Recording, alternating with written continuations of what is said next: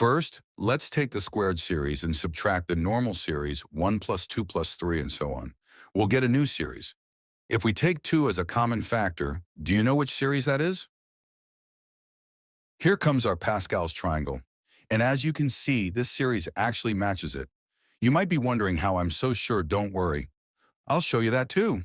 Now, in Pascal's triangle, if you take a diagonal series like this and add up the first n terms, the sum will be equal to the nth term of the next diagonal series.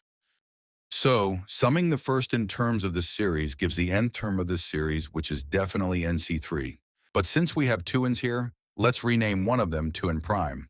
Since n prime can't be equal to 1 or 2, it will start from 3.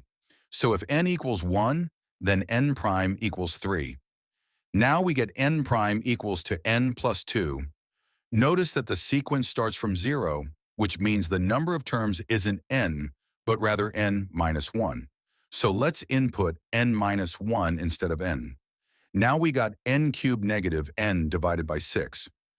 Now multiplying the entire expression by 2 gives us this result. Let's write out the squared series, which can also be expressed like this. Then we'll replace the series with their respective sums.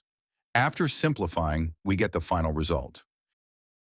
Now let's prove that if we subtract the natural number series from the squared number series, we get the series 1 plus 3 plus 6 plus, and so on.